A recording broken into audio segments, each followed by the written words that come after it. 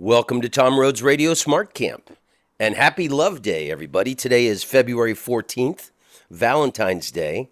The Hallmark greeting card people and whatever other corporations turned it into an economic affair, but nonetheless, it is Love Day, and I'm sending you lots of love from Los Angeles. This year just keeps getting better and better. Whatever funk I was in last year, it seems to be double, triple happiness for me so far this year. The Rams won the Super Bowl yesterday. I was hoping there would be lots of burning and looting, and that I would be sitting here surrounded by a bunch of brand new boxes of tennis shoes. But LA was pretty calm last night. But most importantly, I want to focus on, last year was just chaos, anger, depression, and, let's focus on the fact that it is Love Day, February 14th. And I was thinking about this yesterday, that, in the United States, we had a war on drugs, we had a war on terrorism, and now I think we should declare war on anger, because there's so many people that are angry and pissed off, and all these social media platforms and media outlets want to divide us and keep us angry and pissed off and hating each other. Let's focus on the love in our lives. Whether you've got a romantic partner, whether it's a relative that brings you joy and love, or even just a pet that licks your face and gives you lots of love. Focus on the positivity. And today, my guest on the program is someone who is a very positive person. I worked with her in Las Vegas last year, and she's got an incredible spirit. She's amazingly funny, and she's an older person. She's a little older than I am, but I say that, totally respectfully, in that she has the pearls of wisdom that only someone who has lived a full life can impart. So in today's celebration of love, I would like to bring you someone who has been a great friend to me since we've met, and she cracks me up, most importantly. So hooray for humanity, long may you run, and it is my pleasure to introduce you now to the one and only Monique Marvez. Hooray and hallelujah. Monique Marvez, ladies and gentlemen, how are you? Sipping the amazing coffee that you made me that is so delicious. That's how I am. Welcome to the Rhodes Library. Is that what it's called? Yeah, what are your impressions? I am blown away. I'm delighted beyond measure. And your apartment, this is an expression I don't use all the time. I say when something is amazing, I say it rocks my molecules. Like it makes me vibrate in a very ooh, this is exciting. Something amazing is happening around me. Your apartment rocks my molecules. That's great. Do you know Mose Allison? I don't. Should I? He was Tom Waits' hero. I love Tom Waits. One of my favorite songs by him, it goes, "Your molecular structure is really something swell. A first-rate example of fundamental," something like that. It's really, it's great. I love that. And I love Tom Waits to pieces. Like, we were just discussing this in the green room where we were discussing you. At the Comedy Cellar in Las Vegas. Exactly. And that's where you and I met. And I had to go on after you, and you put some real heat up under my ass every night. Yay, thank you. Yeah, thank you. Wow, yeah. Thank you. Well, technically, that was the first time we met. Yes. Officially as friends. But I had seen you, and you and I did Imagination Television together. Oh, my God. For John Chung. Did we do Imagination Television together? We did. That's so remarkable that I was invited to do that because I'm not Asian. Neither am I. But you've been to Vietnam, and I've been to Korea.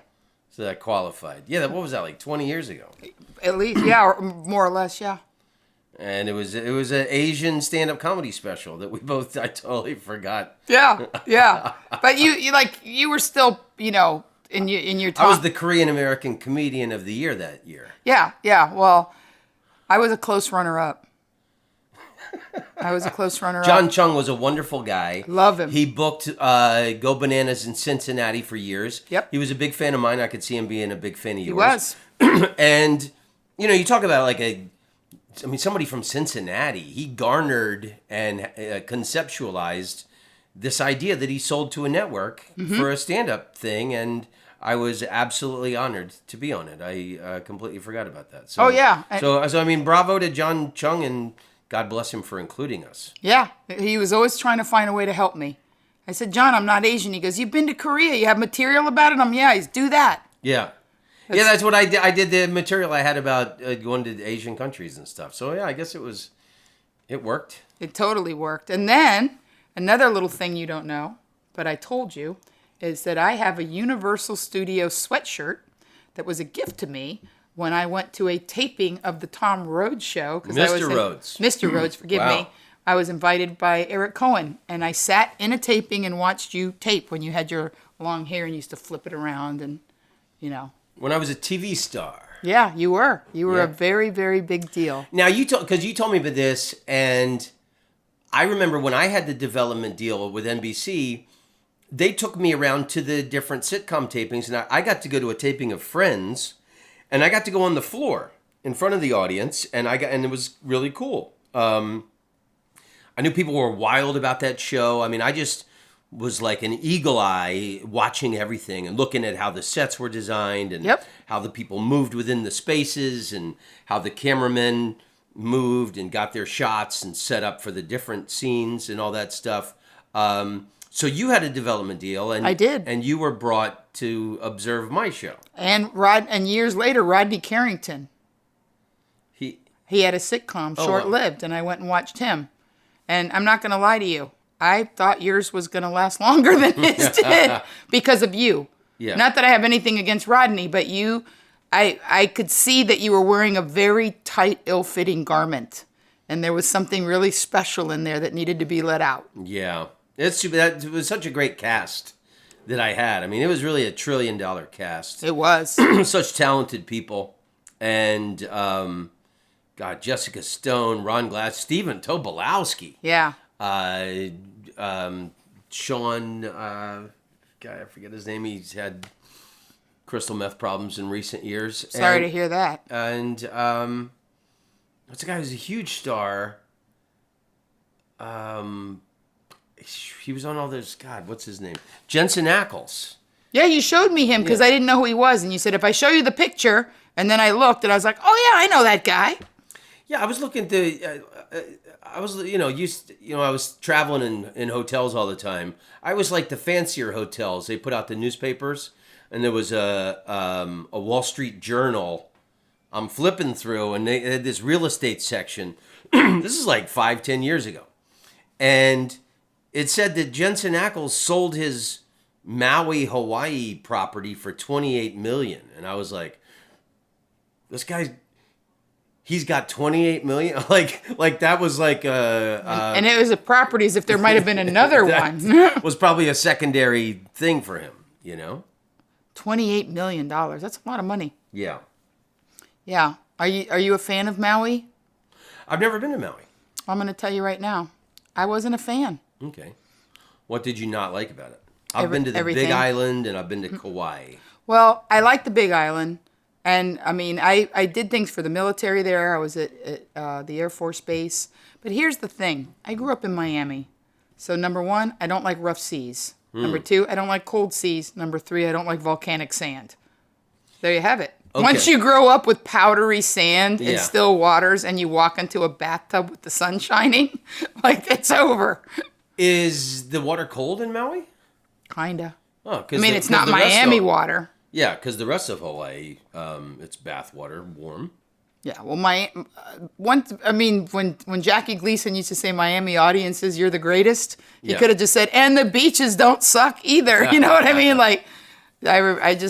Miami, growing up in Miami in the 60s and early 70s was like a dream. It was like a dream. The Fountain Blue and the shows that would come and watching Jackie Gleason and knowing it was taped, down the street. Yeah. So I think I'm a little spoiled for beaches. I remember the first time my family went to Miami and my dad and us driving by the Fountain Blue, and it was a big deal that's where Jackie Gleason had done his show. And Frank Sinatra. Can I say this about Jackie Gleason? Please.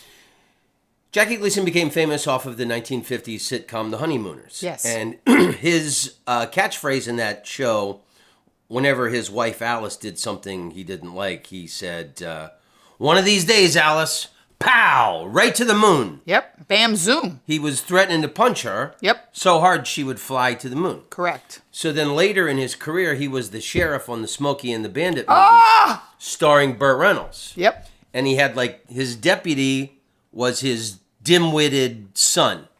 And whenever the dim-witted son would do something stupid, the Jackie Gleason character would say, "Junior, when I get home, I'm going to punch your mama right in the mouth." Yep. So those were his two most famous... And the other one was, "Remind me to smack your mama when I get home, because there's no way you're fruit of my loins." That's it. Yeah. So his whole career was based on threatening or doing violence towards women. I'm not going to lie to you. You are correct, except as Minnesota Fats in... Great. Oh, my God. The Hustler. Yeah. Yeah. Yeah, he was amazing. What's your favorite Paul Newman movie? Whoa, that's tough, but I'm going to have to say Cat on a Hot Tin Roof. Okay, I'm a Cool Hand Luke guy. That's a great film. Great I'm not film. saying no. But there's something... Quit feeding off me! I watch that movie once every couple years. The interplay between him and Elizabeth Taylor in Cat on a Hot Tin Roof is just brutal. It's just brutal. But the book is, and the movie is about sexual dysfunction. So Correct. they're alcoholics, and he can't, I mean, it never really comes out and says it in the movie the way it does in the book. He can't fuck his wife. Yeah, but you also get the impression that he might have had some sort of a attraction to Brick, his old friend from high school. Oh, so there was some kind of gay... There was with Tennessee. It's Tennessee Williams. Yeah. There's always some kind of gay. Like you just, Yeah. suddenly last summer. I mean, there's a summer in. There's always, Tennessee Williams is famous for being from New Orleans. Yeah. But he also had a place in Key West where he lived and where he wrote. Big gay mecca. Yeah. Do you know... it's funny, I thought about this before, I love San Francisco, Key West, and Amsterdam. Those are all the gay outposts of the world. Mm-hmm. How I'm heterosexual is really pretty remarkable. But you're the sweet, there's a part of you, you have you don't have a gay bone, but you have maybe some gay cartilage. I had a raspberry Snapple once. That's about that. Did you ever drink a Zima? Come on, admit it. Did you drink never a Zima? Never had a Zima. No. The closest I ever came to a homosexual experience, I drank a raspberry Snapple. Okay, once. fair enough. I know you're totally, you're a ladies' man, but not like a ladies' man. I mean, ladies like you, Well, and I'm you a like the one-woman ladies. man. That is true. Yeah. But the ladies like you, and you like a lady at a time. Is that a good way of putting it? That's perfect. Yeah. And but that being said, you are incredibly. Your EQ is off the charts. Your emotional quotient and your ability to understand people is highly developed, which is considered feminine. To be thoughtful. Not just thoughtful. You're Sensitive. beyond thoughtful. There's just a way you understand people intuitively. That's I've not met a man that liked women. That I know plenty of homos that think like you. Tons of them. But I don't know any straight men who do well with the ladies. Not nerds. You do well with the ladies, and you still have that thing. Oh, shucks. So, thank you. Like most comedians, I can't take a compliment. I was going to say, do you know how Tennessee Williams died? I don't no. He was putting eye drops in, and he was holding the cap in his mouth when he was putting in some eye drops, and it went in his throat, and he choked to death on some kind of eyedropper lid. Are you sure they didn't just say it was an eyedropper lid and it was something else? I mean, a gay man choking to death in Key West. It's just... That's true. Yeah. Yeah. Could have been anything. Because once they pull it out, they can just lie. What was in there? He had a sea urchin. Yeah. Unless he had totally white eyes. You know what I mean? Because usually they're open when you die. If his eyes were totally white and then they pulled it out and they put it on a little thing and said, this is what was choking him. you know? So what about Miami in the 70s and the 80s? Was that everything was like Scarface? Exactly what you see. It's one of my favorite movies of all time. I'm gonna say that that's not a ding against you because it is a very big movie, but it's really borderline camp. Let's be honest. It's right there. It's almost camp.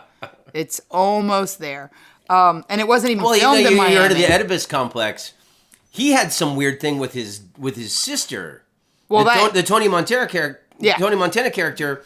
He was in love with his sister. I guess he wanted to fuck his sister because his best friend was going with her. Anytime anybody was near the sister, he would lose his mind. But Latinos are kind of like that in general. Really? Yeah. My brothers once jumped out of a bush and punched a guy that was trying to kiss me in our garage. No shit. I didn't even know they were spying. Okay. Yeah, he jumped on his moped and rode away. And you're of Puerto Rican descent. Puerto Rican, Cuban, and Venezuelan. Oh, wow.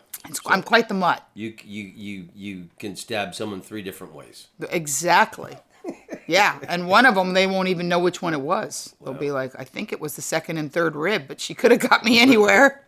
But yeah, so Puerto Rican, Cuban, and Venezuelan. Mm-hmm. And a guy rode over on his moped, like you did in the late 70s, to see if he could, spend some time with me in the garage. Little did he know that my 2 younger brothers were hiding in the shrubs.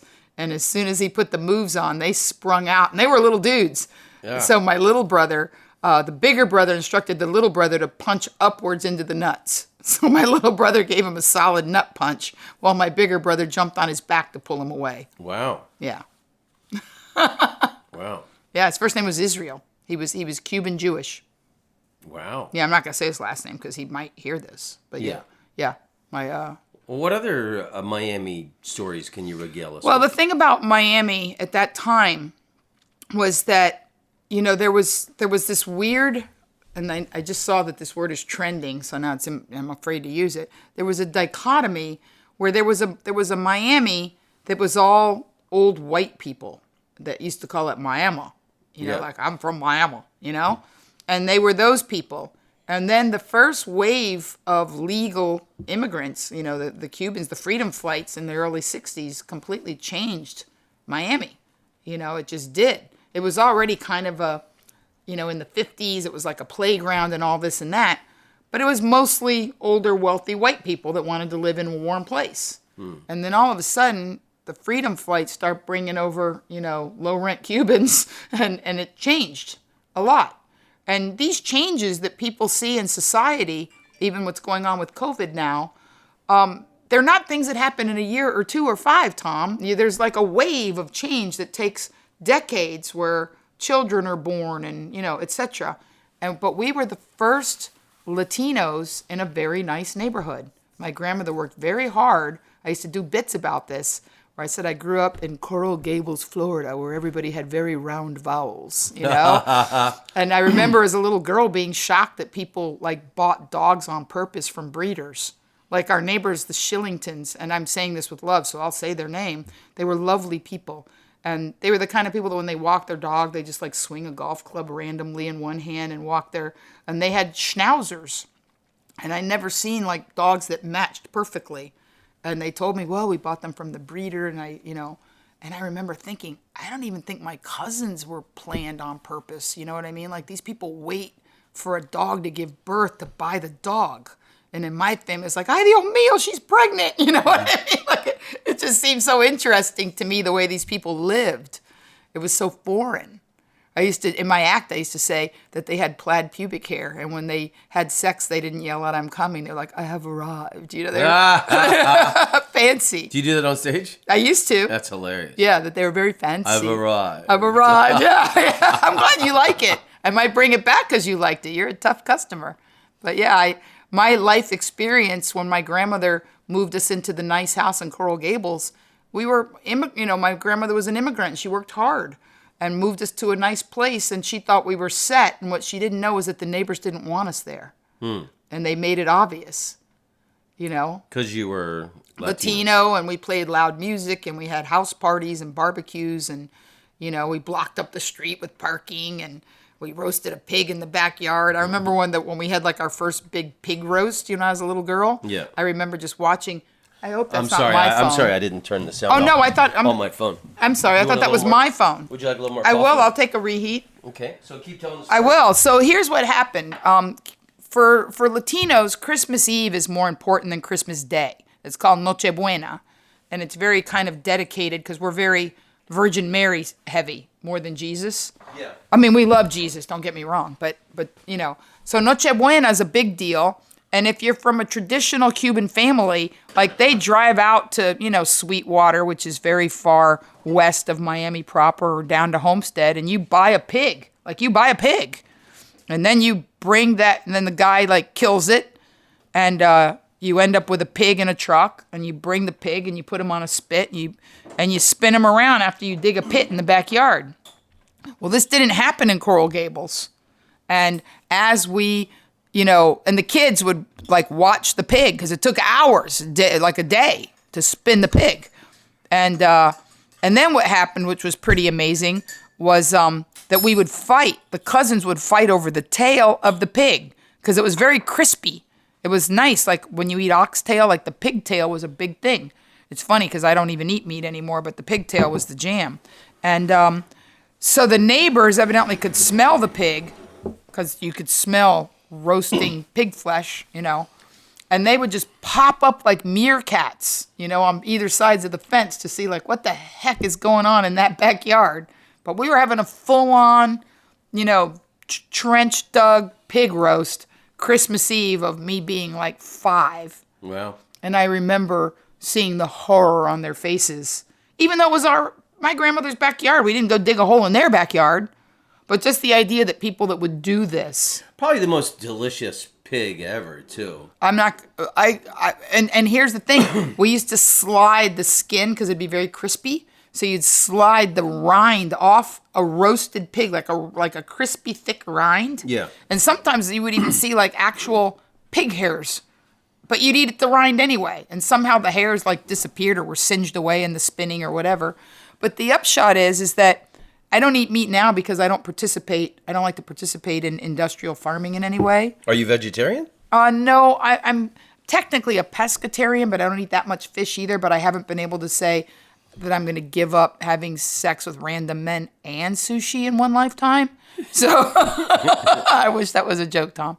But I do. What's a pescatarian? I eat fish, but not that often. Okay. Yeah.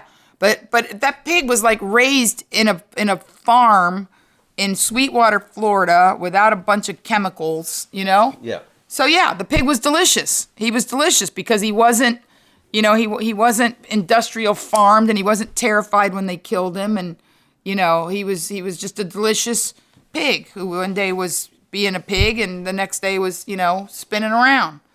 You know, he didn't live a horrible life. Well, I'm just picturing that these people thinking that was weird because did you see the Ken Burns country music documentary? Mm-mm.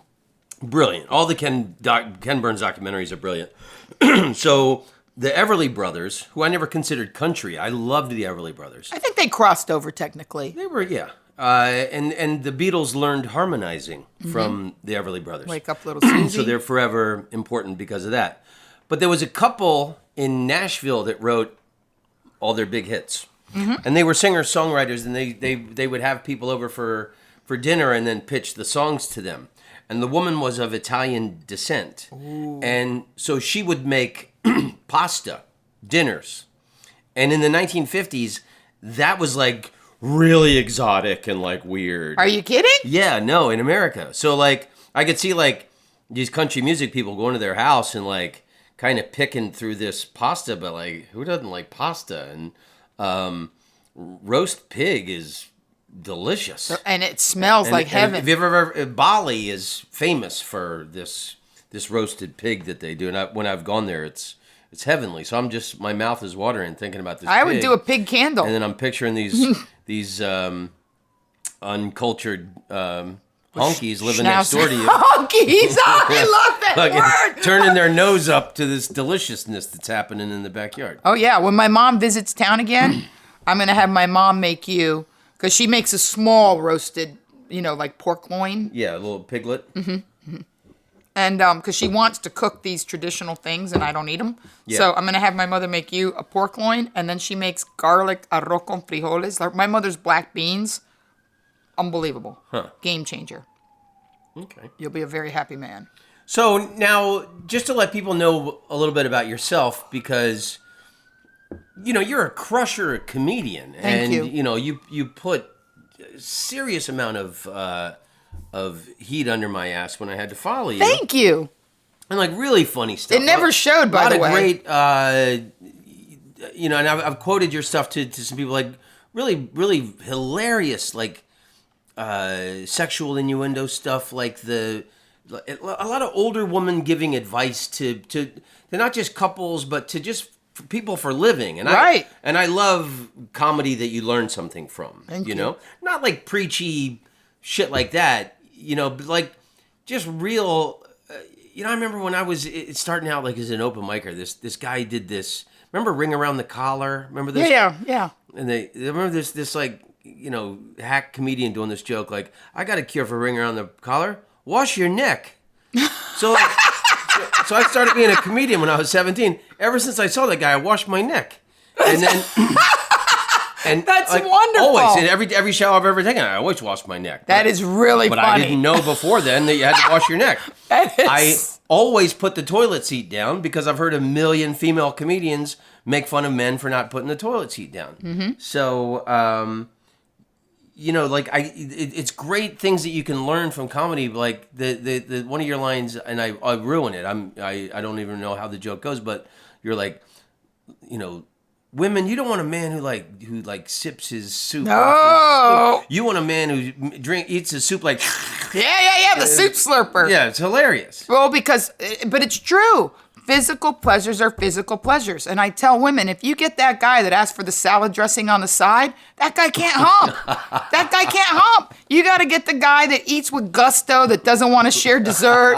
You want that guy. That guy will lick you like a snow cone at State Fair. I'm serious. I jokingly on stage always say, I don't tell jokes. I tell the truth and wrap it in bacon. So you'll eat it or dip it in ranch. But I feel so strongly that, the only way that I really know I'm getting older, because I don't feel any older, is that I miss old school men. I miss men that wear cologne that they bought at a department store that they took time to pick. Mm-hmm. Look, Drakkar Noir still does it for me. No way. I have to stalk Armenians in Glendale just to get what I want. But I liked a man that was fragranced. I liked a man, and I'll say in the past tense. When you're making out with a guy, you like your eyes to water. Yeah, a little bit. The bad chemicals. And maybe it comes back to my first big makeout session in ninth grade. I made out with a guy named Tony, and he was wearing this cologne called Macho cologne. It was called Macho. It wasn't on the market very long. The bottle looked kind of like a wiener. It was a long bottle, and then it had a lid that was like a T, but when you snapped it on, it was like nuts. I'm not even kidding. Okay, now that makes perfect sense, because I grew up in Oviedo, Florida, and all the first girls I ever kissed was after swimming in pools. So to this day, the smell of chlorine on a woman drives me crazy. Yeah. And if I ever come out with my own fragrance, it'll be something between chlorine and Hawaiian Tropic suntan lotion. Okay. A little hint of coconut with the chlorine. See, there you have it. But Tony, who was Cuban, was drenched in Macho cologne. Wow. And it was thinking about it right now, I get happy. It was such an amazing makeout session. And that was just when you just made out and hugged. You weren't going for ass or nothing. Oh, dry humping was always fun. Well, I discovered that a little later with another guy. Yeah. Yeah. I remember vivid my first big dry hump session with a guy. Because when we were done, he got this weird look on his face. And then when we were all done, I realized he had a wet spot on his pants. And I was just I'm not even kidding. I wasn't sure how to feel about it. You know what I mean? I think something happened, and to me I was so naive and such a little kid that I was thinking am I not a virgin anymore because his pants are wet? Even though we were both fully dressed, I wanted to know what the consequences were. What does it mean? Am I in trouble? Did I break a commandment? No, it means you can choose anything on the top shelf. Like, what's the penalty for a sweat spot? So I wanted to paint a picture for the listeners of, so you grew up in Miami, and I had never heard of you until we worked together, and you absolutely destroyed the place. I've been hiding in plain sight for so and long. you don't become a stand-up comedy fire-breathing dragon naturally. You got to work at it. So did you start stand-up in Miami? I did at Coconuts Comedy Club, May 31st, 1990. Oh my God, Bob Shoemaker. Yeah. And Wayne Tischler. He paid no money. It's Yeah. still to this day. Somebody went to prison. I don't remember who, but one of the. Like $300 for the weekend to headline. Yeah. I started out there, and there was a chain. I started in those clubs. And there were plenty of places to work. St. Petersburg. They had a whole chain. I worked the St. Petersburg Club. Yeah, great room. Yeah, and I started there. It's still there. Is it the St. Petersburg? Yeah, it's still there. I think someone might have got it. Called it something else, maybe. I'm not sure. Yeah, but I still headline for the first person who headlined me, who you probably know, a guy named Larry Silver. Oh, yeah, you're kidding me, really? No, but I mean, we do door deals, and I make money because I have a following there, a strong following. I did his Melbourne, Florida. I love that gig. Yeah. Remember the one in the Japanese restaurant, Makoto's? I did that. Yeah, and then you would get like really good food. Yeah. They had the yeah. So, here's the thing about me. I'm a very peculiar person. And to me, it's about currency. In what way do you think you're peculiar? So many, we can't cover them all tonight. But I always jokingly say that if I wanted to be rich and famous, I would be rich and famous. And I'm probably going to get rich and famous in my 60s because now I'm prepared to handle it properly and enjoy it. Right. But to me, it's always about currency, energy. Everything is energy. And I am the richest person in the world because the amount of energy that people give me, and you'll get this reference. I always say I'm the Tom Waits of comedy. And that I don't have a lot of people don't know who Tom Waits is for their whole lives. Yeah. But the people that know him adore him. Yeah. And I would rather. Well, you were with me when one of my fans saw me. You see, I got 3. Yeah, on Hollywood Boulevard. Yeah. That was great. Yeah. So when people do find me and yeah, I'm walking, and then this it was a mother and her like 20-year-old daughter. The mother was probably like 45. And they both lost their minds when they saw you. Yeah. And they were like, and the woman got emotional. She started crying, and she was like, Monique Marvez, and I think I love your podcast, your videos. Yes, you watch me every day. I go live at 3:30. I've been doing it since the beginning. I'm almost at 2 years straight, only missing 3 days for minor surgery. Wow. I go live 3:30 Pacific time, and I started it at the beginning of COVID because I said that I felt that what was happening was biblical. And that we had to create a rhythm. The first thing I said was we have to create a rhythm from no rhythm. We have no rhythm in our life. We have nothing to hang our lives on. I said, so let's come together at 3:30 so we know we have something. Yeah. And then I said that our mantra was going to be, fear stays here, all gets clear, love comes near. I said that the first day. I said, we'll figure this out together. Let's just be loving and together like this virtual campfire. And I kept saying, as long as you guys show up, I'll show up. But when you goes back to work and, whatever. Well, I'm at day 6. March 25th will be 2 years. So I'll be 730-something days, And I missed 3 days for minor surgery. And it's gotten bigger. It's all over the world. People in New Zealand, people in the UK. I got a message, because some people watch live. You've been with me once when I did it. And then some people just watch overnight or watch later. And the numbers haven't gone down at all. They've gotten more. Marvelous. Thank you. I've had to take a break for a while because the shit that I went through. Yeah. We've become really good friends since we worked together. And I'm just starting to come out of it now. Like I want to put out, get back to, or just try to put out a podcast every week, just because I feel like I'm now coming back to my sense of myself. And what a great self you are. Yeah, thank you. And just fighting off this hole of depression that I've been in, and the weight of shit that I've dealt with. So I feel lighter and happier, and you're a part of this. Yay! Because I'm just starting to get the wheels rolling again on the podcast. For the listening audience, I declared to Tom that I am platonically in love with him. He's he's a ladies' a lady man, like one lady, and I, I, for whatever it's worth, I would like to see you with maybe like my perfect guy is an older man, like 61 too, older than me, who is either divorced or widowed because his trophy wife died of anorexia, and has two very small children, because I love children, and that ship sailed for me, and the getting a ready-made family would be amazing, and a doting husband and a ready-made family would be amazeballs. But for you, I don't know that I want you to marry a younger woman and have children, but I want people around you that can absorb your wisdom. You need to teach, a legacy. There has to be something of you. I got to leave somebody my bobblehead collection. Yeah. Exactly. I'm thinking about adopting like a 17-year-old kid. I would love that. Why don't we share a taking him to kid that we gigs. take places, and like I can be their de facto female person in their life. We don't have to call me mom.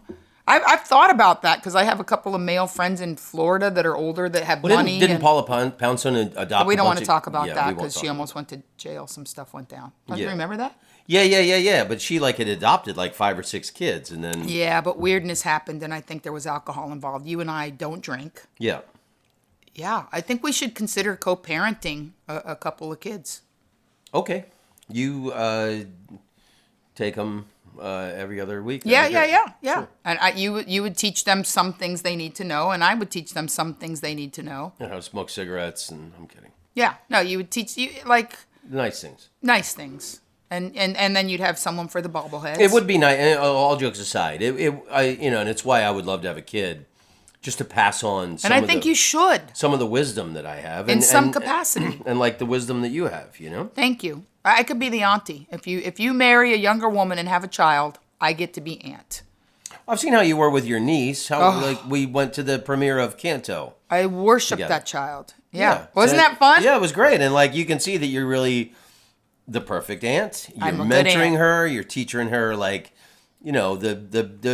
best way to operate in life and the kind of person. So important for girls to understand things, as they are now. The textbook that I would hand a young woman now is so different than the one that was handed to me, or even the one that was handed out in the late, because I joke in my act and say, my nieces say, Auntie Monique, tell us about the 1900s, but even 22 years ago, social media and the internet has been a species game changer. Yeah. And we have to understand that and teach how to use it to our benefit and dismiss it when it doesn't serve us. And nobody teaches that. Yeah. Every once in a while, you have to tell somebody, it's not real. You can delete the account. Yeah, I read today that Americans spend 7 hours a day looking at a screen of some kind. Wow. 7 hours a day looking at a screen of some kind. So, it's totally going to change our species. Yeah. Well, it's not me. I'm going to tell you that right now, because my dad always thought that things were habits and he didn't want me to have bad habits. Yeah. So I had to pick my TV shows. Like, I didn't get to watch all the TV I wanted as a kid. Yeah. It was like a slot. Like, I had 6 slots. And I would have to say, like, okay, I'm going to do I Dream of Jeannie. I'm going to do I always did Disney, The Wonderful World of Disney. I always did Mutual of Omaha's Wild Kingdom. I always did Laugh In on Monday. Those were my 3 steadies. But Great. the other 4, it could depend. Star Trek. You could try a little new flavor here and there. Yeah. But he did not want me to habitually watch TV. He wanted me to habitually read. And I did. And I'm so grateful that he did that. What's your favorite book of all time? That's so hard. Top 3. Okay, top 3. I'm going to tell you Gabriel Garcia Marquez, and people are going to say, 100 Years of Solitude? no, Love in the Time of Cholera. Oh, brilliant book. I've read it And I several love times. the movie, too, is a brilliant Pretty book. good. It was pretty well done. The book is amazing, and I read it in Spanish because I had the luxury of being able to do that because I read Spanish. Mm-hmm. But the English translation, because I've read both, is very accurate. It captures it perfectly. Love in the Time of Cholera wrecks me. Still wrecks me. Then I He's read in love with that woman his whole life. his whole life, Yeah. and it's so beautiful. And they end up Well, as old people. It's a beautiful book. It's beautiful. And then I love A Prayer for Owen Meany. I love that. I love John Irving, but there was something about that particular book. I love all his books, Widow for a Year. I've read them all. A Prayer for Owen Meany resonated so powerfully.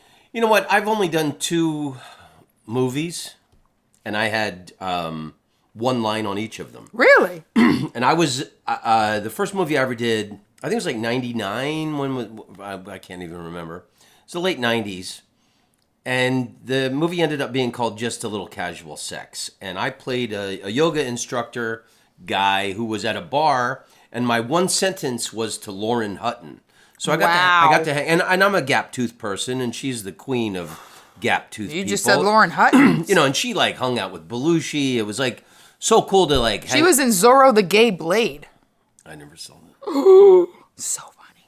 So, total badass. So I got to hang out with her for a couple days. But, making movies, you're sitting around on sets all the time. And I remember I was reading A Prayer for Owen Meany. And, he's going to get sent to Vietnam, or his friend's going to get sent to Vietnam. Oh, so good. So, to get him out of going to Vietnam, he cuts off his trigger finger. Yep. And I read it, and that's like, the book's like 500 pages. I think this is like page 350, 375, somewhere like that. So I was heavily invested in reading this book. And I remember just like crying my eyes out. I love that you did that. I bawled my eyes out. And then, Mr. Rhodes, we're ready for you now. Oh. So I would never recommend reading a book like when you're making a movie, because then I had to like go be cheerful and like smooth. And I'm trying to pick up Lauren Hutton in this scene. Like, I think my line was, it's pretty loud in here, or something like that, but like, let's go outside. I just like been crying my eyes out. That's awesome. Reading A Prayer for Owen Meany. That's amazing. And then Jonathan Franzen, it's a tie between The Corrections and Freedom. I couldn't tell you which one I liked better. That's top 3. Never read this. The Corrections is brutal. It's fantastic. These are novels? Yeah. Oh, yeah. Jonathan Franzen. In fact, Oprah picked him as like her choice, Yeah. And he said, no, thank you. Oh, wow. Yeah. He says, no, I don't want to be in your book club. That's rock and roll. Yeah. Well, Jonathan Franzen's like a genius. But I read Freedom, which is a huge tome of a book. And I read it twice. I loved it so much that I read it. It's over 600 pages. I think it's like 600 pages. I put it down. I waited 2 days and started over. No shit. Yeah, because I knew that it was dense as lead and that I'd missed a bunch. And I had. So how did you...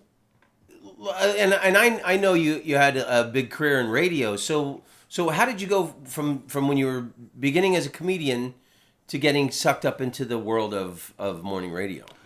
Well... like everything. Like, how long had you been a stand-up? Well, my first radio gig was in 2003, and if I cry, don't be embarrassed. But here's the thing, I did hard road. Like, if you go into most comedy clubs in America, you're going to see my headshot. Mine too. Yeah, and a lot of people have sent me pictures. Like, young comics send me pictures and go, "Is this you?" Because I had like giant chi-chis. I was out of control, and so. Chi-chis are... Yeah, Shimbolskis. So, I had been on the road and I'd been through some very hard times, and there's, no point going into detail. But I adopted a dog in Canada named Bear.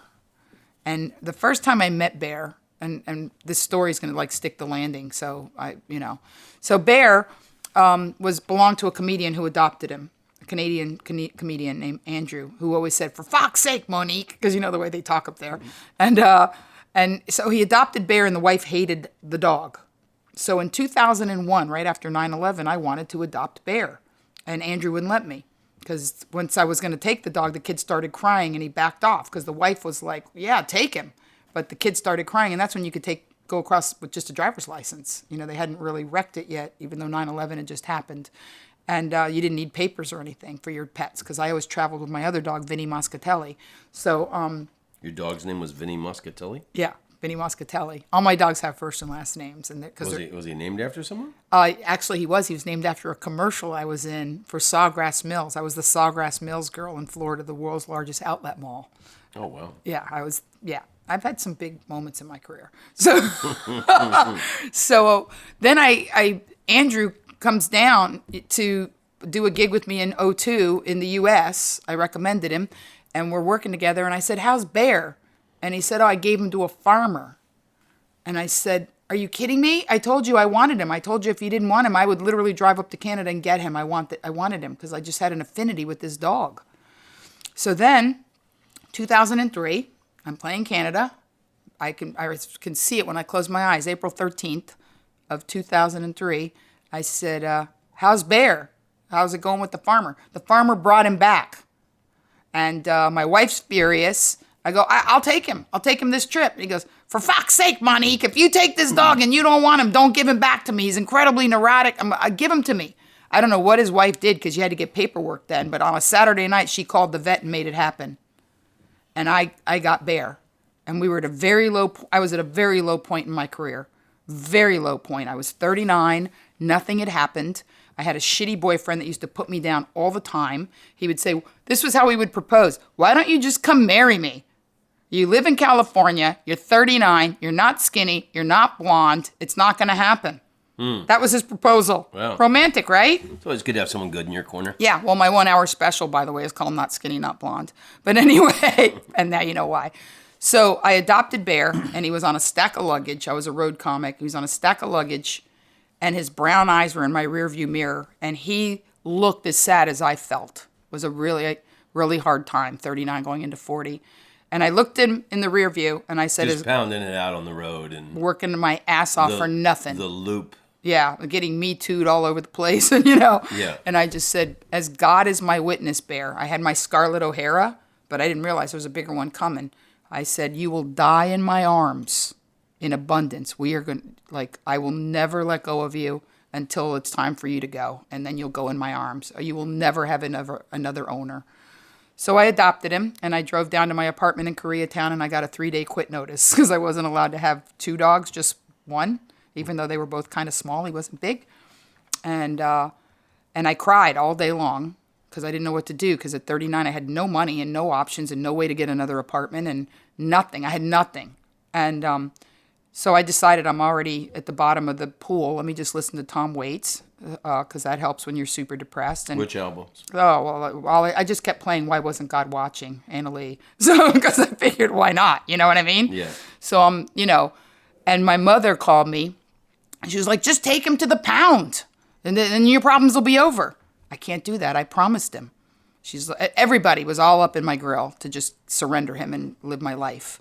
I said, "It's not about the dog. I'm 39, and I have a genius IQ, and I have nothing to show for in my life, and this is my Scarlett O'Hara, as God is my witness, you know?" So I have a girlfriend who's a dear friend named Deborah, and we always have this thing that we call the "You Are Here" spot, which is we're on the corner of this and this. And she said, "Where are you?" And I said, "I'm on the corner of people don't get me, but I'm really talented and should be doing better. But I'm leaving this neighborhood. I'm going to live on people get me, and I'm going to make a lot of money." And within 6 weeks, I was offered my first radio job out of the blue for $135,000 the first year and $145,000 automatic the second year. Wow, where was that? Indianapolis, Indiana. So you're living in Miami. No, I was living here in Koreatown, in Los Angeles. Right. Oh, and then so you leave Koreatown, L.A. And moved to Indianapolis with Vinny Moscatelli and Benjamin Bear. Wow. And the dogs. It's for the love of Bear, because you have that moment of clarity where something cracks and the sky opens and you get hit with lightning. And the more people told me to just surrender him, the harder I cried, and the more I gripped his neck, and the more I sang to Tom Waits through my tears and shook my fist and said, "I will live in my car, but I'm not letting go of this dog." And that was that. So, wow. How many years were you in Indianapolis? Only 2. It was a 2-year contract. But then, again, I was afraid. And then that's a fortune. Yeah, it was a lot of money. When you're humping it out on the road. I was a baller. In Indiana in 2003, $135,000. Like, there was very little difference between me and Oprah. Yeah. And then I won a contest called the $1 Million Morning Show and moved to San Diego and made $500,000 a year.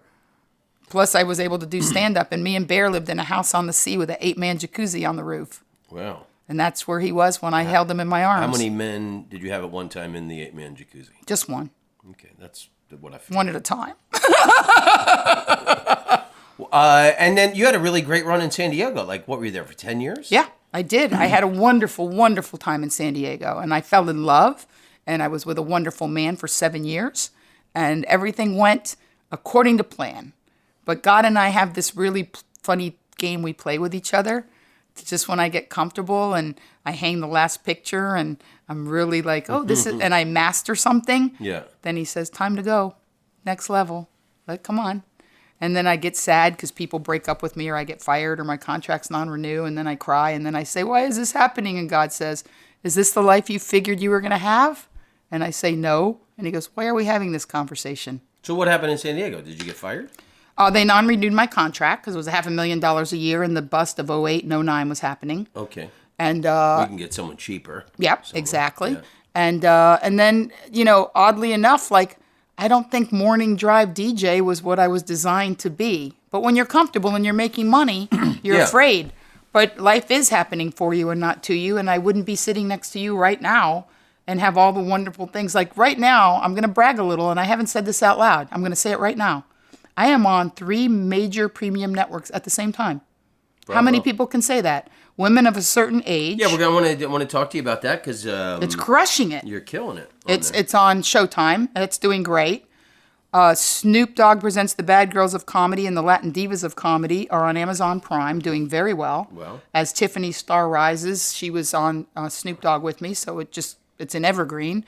And then I found out that HBO Max re-released the Ha Comedy Arts Festival, which I'm on. So I am literally on HBO Max, Showtime, and Amazon Prime at the same time with 3 very diverse and unique products. Wow.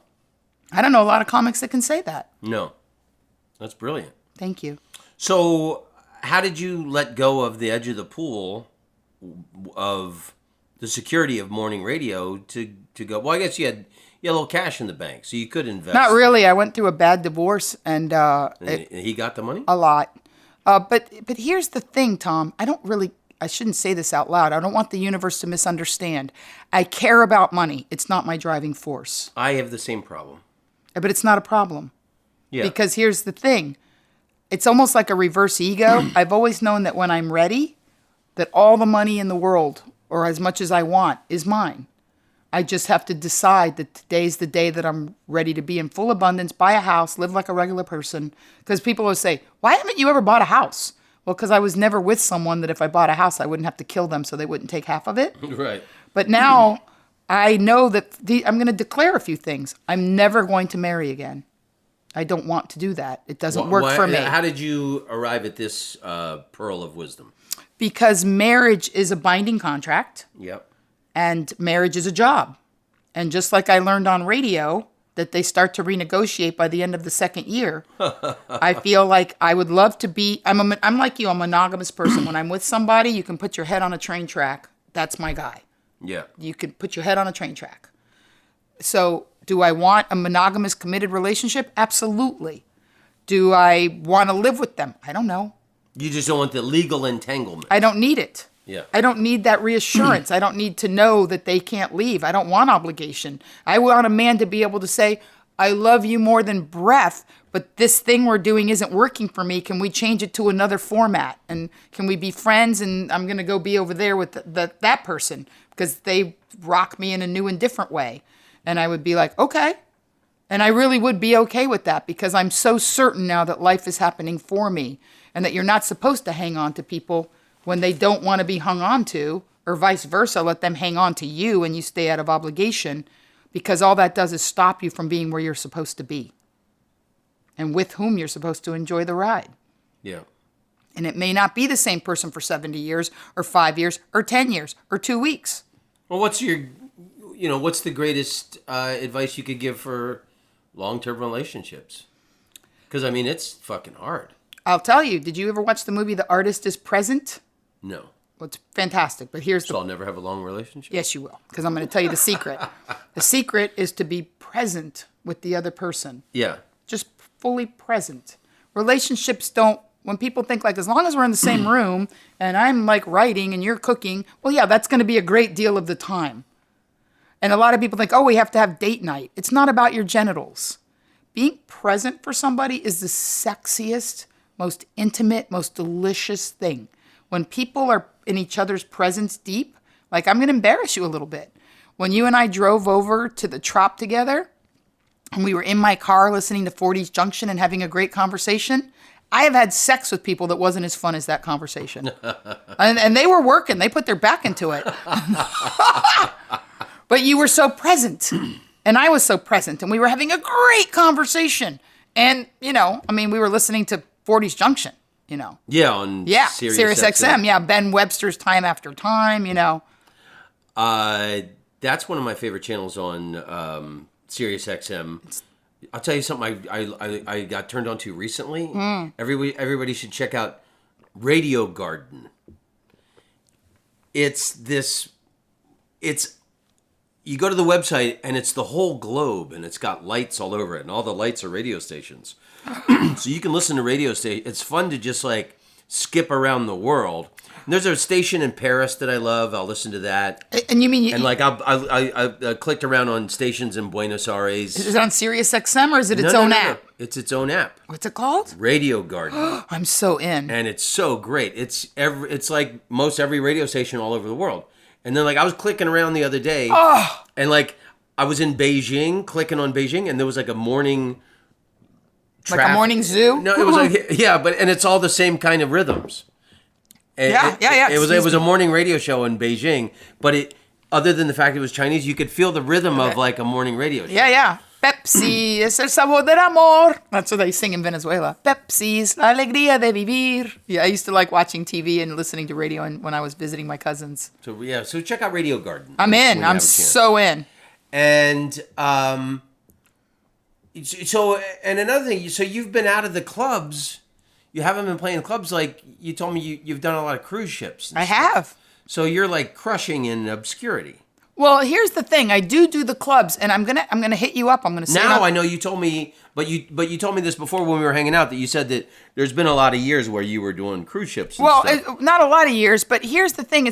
The obscurity. It's so peculiar, in that to me, every person is a world. So wherever I meet that person, most comedians care about club owners knowing who they are, or if they're gonna get booked, or how much money they're gonna make. To me, comedy's just this weird Eurail pass to the world, and I've just let it take me wherever I'm supposed to go. And I've ended up with a development deal with Dick Wolf, and I've ended up doing some stuff for Barry Diller, and I've ended up in wonderful places with very important, influential people. And I never thought that that's what I wanted to do. And then I have friends that all they wanted to do was get an agent or development deal or be discovered or blow up, so to speak. Yeah. And they haven't had nearly as much fun as I have. Yeah. Because I think that... Well, that's my life has been similar. I've followed the muse and let the breeze blow me where it blew me. Yeah. And I admire that about you. I think that's one of the reasons we're friends. I feel like life experience, like when we go tits up, and it's going to happen, they're going to put Do you mean death? Death, yeah. They're going to put us in a box, or not. And to me, life is, there's a quote, life is the accumulation of memories. Like, is my life going to be, I was on the Paramount lot for 18 years? No, Yeah. I mean, at this point it could still happen, but no. I'm going to tell you no, I don't want that gig. Yeah. I want the gigs that seem to be materializing around me now. Because when I end up where I end up beloved. I mean, you and I know the Cellar's not an easy club to get into, and yet they book me all the time and treat me so wonderfully. Yeah. Yeah, and then you just did the New York Comedy Cellar for the first time. Yeah, I'd never been there, and I bet you were a breath of fresh air. Oh, and I made so many friends. And people that I didn't... So, you're just starting to get known in these best clubs. Yeah. So, it's pretty remarkable. I think you're 10 years older than me? Or No, not quite. Okay, but you're a little older than me. Yeah. And I'll say it. I don't care. I'm 59. I mean, you can go online. I just turned 55. Yeah. So you're a crusher at 59, And you're like a new name and a new face in the But comedy. how wonderful that I'm not stepped all over and people, I saw her 20 years ago. Yeah. She was doing dick jokes. Doing the same shit. People feel, I mean, I told you this story, but I'd like to say it. When I was in New York, I crushed the room. I just did. There's no reason to tell you different. I know you did. And I was upstairs at the cellar, you know what it looks like. The olive tree, yeah. And I was eating hummus with a friend, and I felt somebody looking at me, and I looked up, and it was Chelsea Handler. And she came upstairs specifically to tell me that I had crushed the room. And she introduced me to Joe Coy, and he was very complimentary. I'd never met them, and she couldn't have been nicer. And then when I left, the guy that stands at the top of the stairs, who I think they call Outside Steve or something, he was like, "Did Chelsea find you?" So it was a specific thing. It wasn't an accident that she saw me sitting there. Right. You know? And to me, having success and respect older means so much more to me. It means so much more. And then I meet people and they're like, "I've been following you for years," or, you know, it just doesn't, you don't know. Well, what do you want now? Where do you want your career to go now? In the exact direction it's going, but if I told you, I'd have to kill you. Okay. But I've got some big things cooking. Why don't you tell me, and then you kill me, and then you have to post this episode after. Okay. Number one, there's a very good chance that I'm going to end up in a major theater in Vegas. Nice. For a stretch. I'm doing a 1 hour because women of a certain age did very well. So I'm doing another Is it that 1 casino hour. across the street from the Rio? I'm not going to say. and then I have I'm working on a thing where technology meets creatives, which are all humans, because I loved when Nike said, "If you've got a body, you're an athlete." So technology meets creativity with the new marketplace flavor and an aspirational component. So just keep that in mind. I know that idea. You told me that, and we And don't. it's- Yeah, we and don't. it's and we cooking. don't- And we- it's cooking big I time. know it's cooking.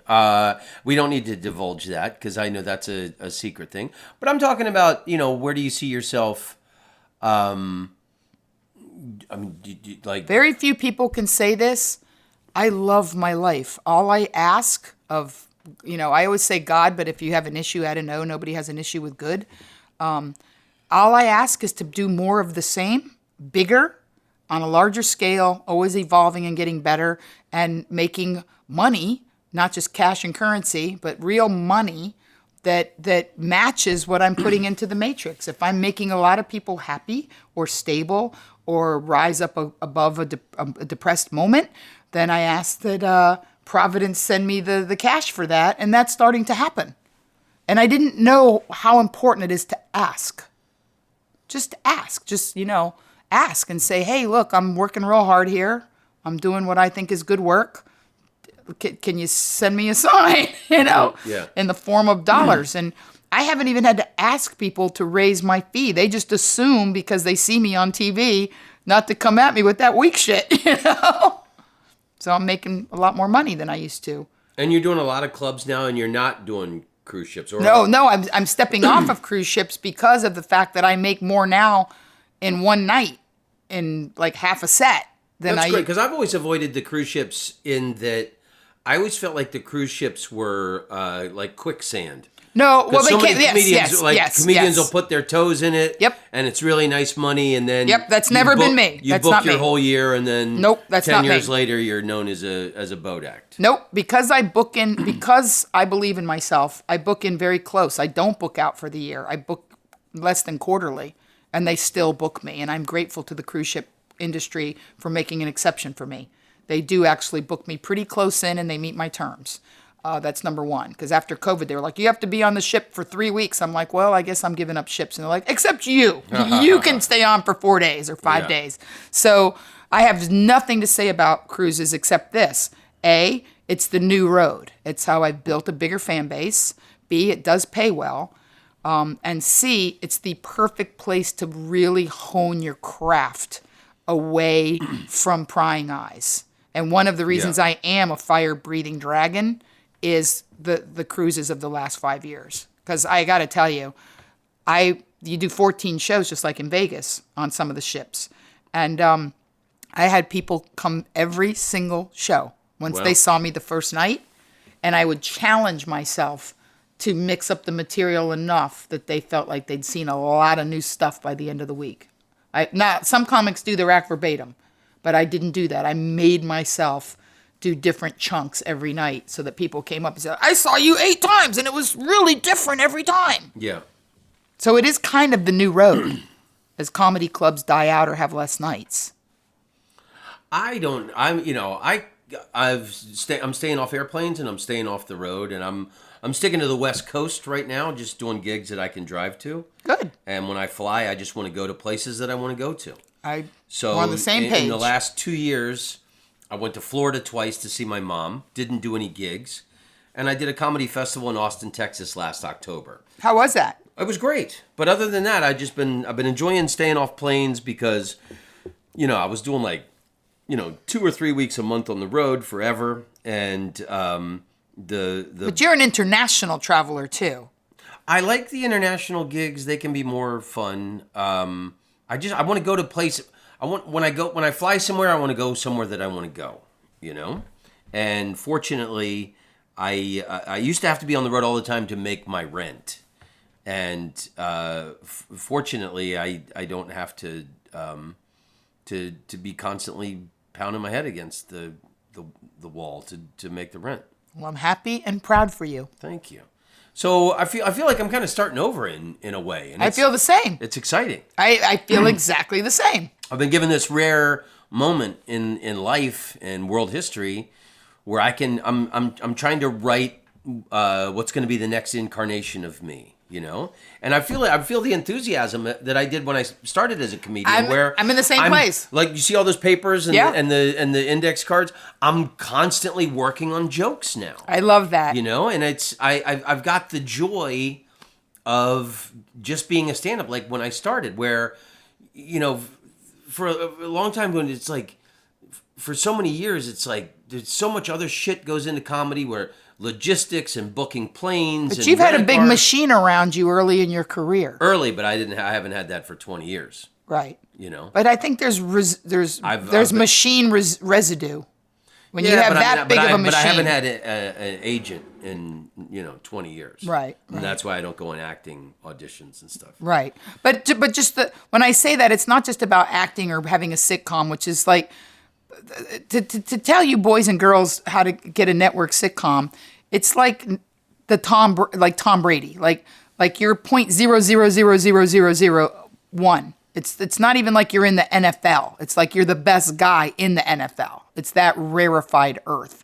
And you've breathed air, Tom, that very few people will ever inhale. And in fact, almost no one now, because it does that system of the 3 network Fox, it doesn't even exist. So that air doesn't even exist. It's like the undefeated Dolphins.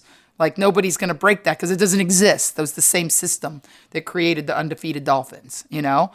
Thank goodness. But that being said, when you talk about that, I'm a headspace person. It's not about writing jokes because I do that all the time and I never stopped. But not jokes, thoughts that I wrap in bacon. But when I got big was the gay bars on South Beach. And when I got kind of started to blow up and go to Montreal and all of that, because they found me in like this super hipster South Beach scene. I was like the unofficial mayor of South Beach. When it was a good thing to be.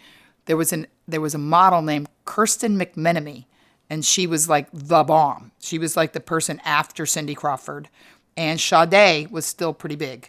And yesterday I was walking down Larchmont to this restaurant, and Sade was like, You saw her yesterday? No, but Hang On to Your Love was blasting, and all the kids were into it, like all the young people, because it's kind of a scene, Great White.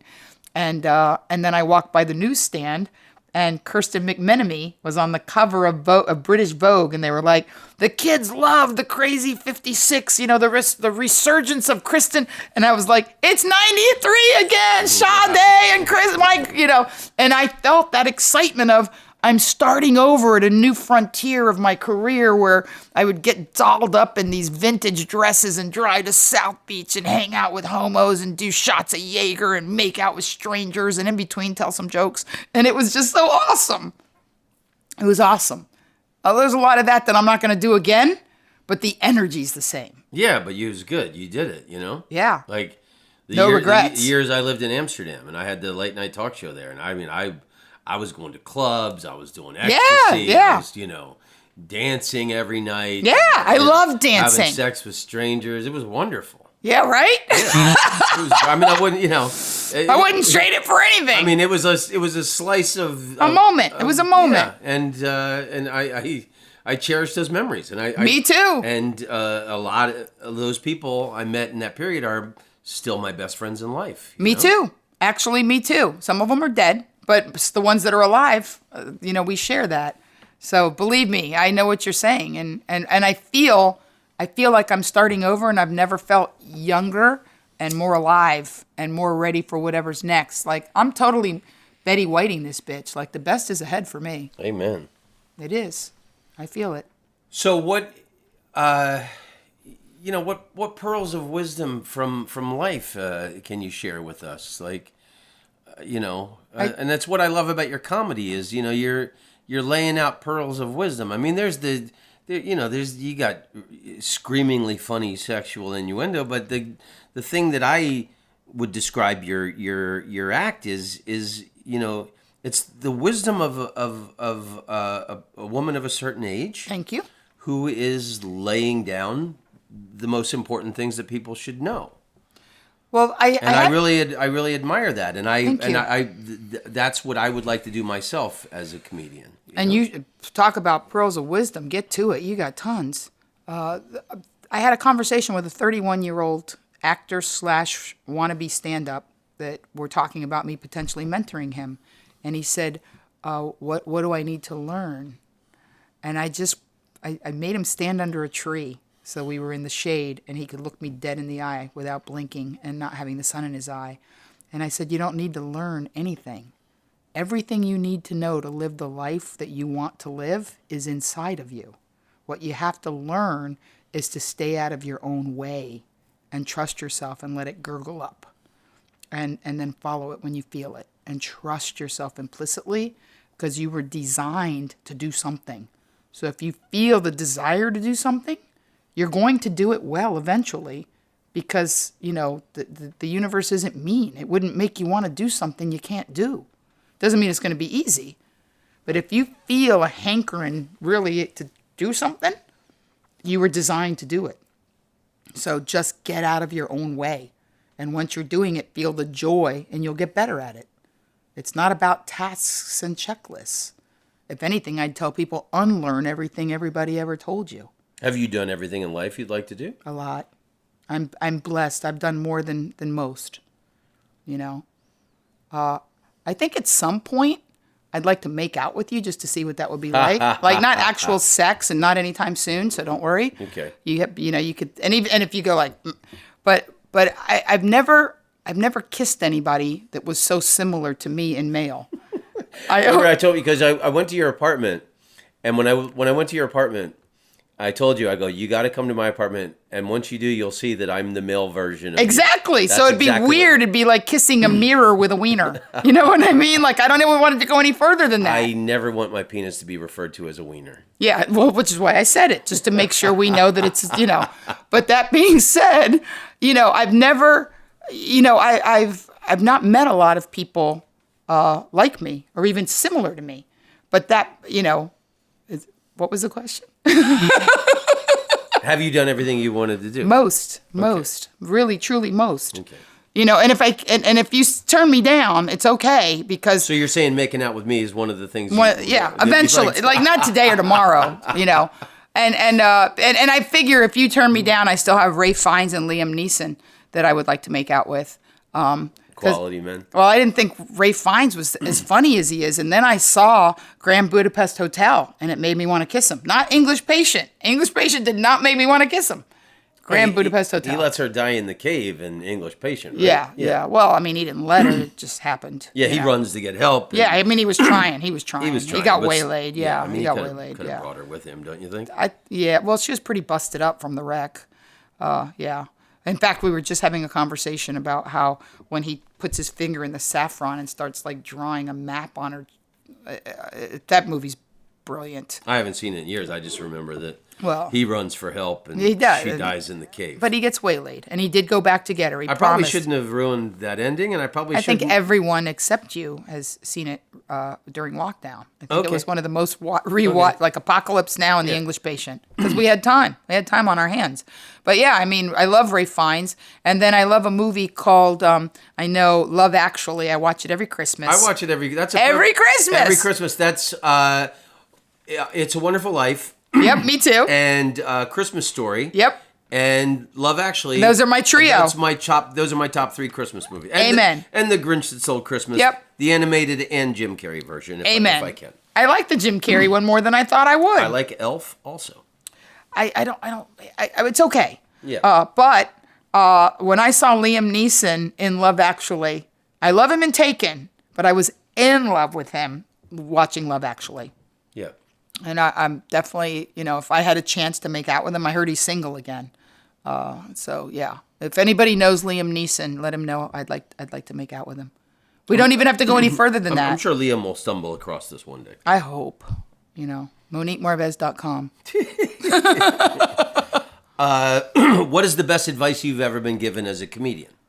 Oh, it's the best advice in life. My dad gave me all my best advice, and it applies to comedians and civilians. Number 1, you don't have to tell the fat kid he's fat. He knows it. And in comedy, a lot of people take cheap shots, and they get laughs, but it's a cheap laugh. It's a hollow laugh. So that's one of those things that the more you think about it, the bigger and more real it gets in your brain. You don't have to tell the fat kid he's fat. He knows it. Then my dad said, one day you're going to be broke. One day you're going to be brokenhearted. Make sure it's not the same day. So it's about managing finances and being your own person. Love that. Yeah. He said, when the village idiot gives you his best ball of string, you take it and say thank you. That's about gratitude.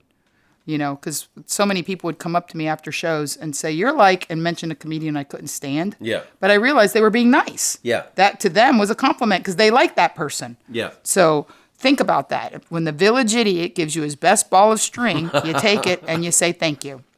Then he said, retail is detail, and you're always selling something, even if it's just yourself. So whenever I go on stage, like, have you ever seen me in jeans or flat shoes or no makeup or not looking particularly like? No. Because my audience is important to me. It's like a date. I dress up for them. I always dress up too. Yes, you do. You do. My father was an insurance salesman, and he would always remind me. And my dad drove me to my first open mic nights. And a lot of my best advice he gave me was like sales advice. And he said, you're a salesman up there, and you're selling yourself. That's exactly right. He would always remind me of that. My dad says the same thing. So those are the ones, and then they'll buy from a friend before they will a stranger. Amen. So make friends with the audience first. Amen. And then this is the kicker, McKickerton. Save the best for last. My dad said, if you are the intellectual superior in any relationship, it is your moral obligation to see that it goes well. Like, let that bake your noodle for 10, 15 minutes. Wow. And you know why? Because it's a trick. Because everybody thinks they're smarter than the person they're fighting with. Right. But when you put that on somebody, it is, I'm going to say it again because people go, what? Okay. When you are the intellectual superior in any relationship, it is your moral obligation to see that it goes well. Wow. It's big, right? Yeah. Yeah. But it also is with comedy, I don't fight with anybody. I don't fight with bookers. I don't fight over money. I don't fight with other comics. I mean, when I say don't fight, I mean, I don't have controversy with anyone. Yeah. I have no conflict with anyone. I'm like a frictionless ball bearing on this earth. You're smiling. I like that smile. Why are you smiling? Smiles are always good on radio. Yeah, right? And audio recordings. What is the best laugh you've had lately? Oh my. I've had some good ones. Look, I laugh every single time Mark Cohen is in the green room of the Comedy Cellar, and I'm going to go up on stage, and I always ask about the act before me, and I go, how much time has he got left? And Mark Cohen says, in the business? I do this. It's the same too. Whenever I ask that always. It makes me laugh every single time. Yeah, exactly. I just laugh. And I laugh at other comics. Like, I'm not one of those comics that I'm still a civilian. I laugh hard. Like when I watch you, I laugh so hard. I'm sure you've heard me. It's a very distinct laugh. Well, and I enjoy watching you too, and I'm thrilled to have you on my podcast. Thank you. And you've been someone who's been really important to me since I met you. You know, we've hung out. Yeah. What was it? The Thanksgiving parade? No, we saw the Hollywood, which we found out was sponsored by the Scientologists. They have like L. Ron Hubbard in a Christmas hat at the end or something. It's completely. But it's they like tricked us. it was the Hollywood Christmas parade. Yeah, we watched it from the roof of my building. And by the way, I know you have lady friends. The whole thing about me making out with Tom is just like a thing. It's not going to happen. Don't freak out. Don't get angry with him. Nothing's going on. It's a flirtation, because you never know who's listening, and then they get their knickers in a knot, and the next thing you know, I'm getting stabbed in my sleep. That's true. And the women that I'm closest with all know about our friendship. Yes, of course. I'm harmless. All about you. Oh yeah, I'm mushroom soup in an old school casserole. I told each of them your soup joke. I hope you said it at the right time. A man should eat his soup like like sloppy and everything. Yeah, if he doesn't get any on his shirt, you don't want that guy. Do you have any words of wisdom? Or the last thing I close every show with, I always say, love hard, forgive harder, and get as happy as you can as fast as you can. I mean, it's my life distilled down to 3 sentences. That's good advice to live by. It is. And you've been a really inspiring friend to have, and I enjoy spending time with you. And I feel the same way, and I hope I didn't make you feel awkward. You're good, right? We're good? Why? What about the making out? Yeah, you're good with that. No, but to be my age and a little overweight and balding, it's I don't get too many compliments anymore. So. Okay, well, good. I'm glad. I'd hate to think you're like, I'm never bringing her to my apartment again. She's gonna jump me. You know how those Latinas are. Yeah. No, we're mutual admiration. Exactly. That's what it is. And we have truckloads of respect for each other. Mad respect for you. Yeah. So you're the best, Monique. Do you want to? Anything else you want to add? I would like Tom Rhodes' fans, who are clearly listening to this because you're his fans. I want those of you who really love him, take the time, because that love is inconvenient. Take the time to let Tom know why you listened, what he means to you, what joke really resonated, why he's important enough that you have given him your time and your attention. Because I believe that with the good currency coming from his fan base, it's going to be like a tidal wave, and we're going to see a whole new, not improved, because no improvement necessary, just a whole new level of Tom creativity and output. But I'm putting it out to you guys to give him your energy, give him your currency, which sometimes is more important than cash. So take the time, let him know. That's beautiful. And I get people reach out to me once in a while, and they'll write me and tell me I've been important to them in some way, or a joke they remember from the past, and that kind of thing is more important than money. Exactly, and it feels good, doesn't it? Yeah, it's like it keeps me it keeps fuel in my tank. Yeah, well, that's what I want for you, because I want you to be like full with the needle past the F, and I want to see what that looks and feels like in our next incarnation, our next as our friendship progresses. I want that for you. And I like what you told me. You said, I want to be friends with you because I know your biggest thing is yet to come. I believe that with all my heart. And that's why I'm telling your fans to do that, because there's something inside of you. Like Michelangelo said that he didn't sculpt things. He chipped away. He freed them. Yeah. That the David was in the marble. It Yeah. just needed someone to get it out. And I feel that way about you. I feel that way about your talent. I feel that way about your intellect and your experiences. And I'm hoping that your fans will help you to free the best, most beautiful artwork within you. Wow. You're the best. And I'm excited to see all the great things that are going to happen for you, because I know there's a tidal wave. Oh, yeah. I already bought new shoes. Rewards and blessings that are coming in for you, too. Amen. So, amen. Thank you so much. I love you very much. And I you. You are the best. Long may you run. That was on my fingers. I did not kiss him. It was on my fingers. Yeah. Long may you run, Monique. All right. Long may you run. Hooray for humanity. Tom Rhodes, you're a funny man. Tom Rhodes. Rhodes, you're an international comedian. Tom Rhodes, karate kick, baby, oh yeah. Tom Rhodes, you're a groovy dude. You go all around the world, telling jokes to all of the people. You are an international comedian. You're funny to everybody in every single country in the world. Tom Rhodes, I like you very much. I think you're talented and very wonderful. Tom Rhodes, you're the best guy in the world. I wanna be your friend, you should call me sometime. Here is my phone number, 603-644-0048. Yeah, yeah, yeah. Tom Rhodes, you're an international comedic sensation. Tom Rhodes, I like to listen to your podcast. Tom Rhodes, you're the best man to ever walk on the earth.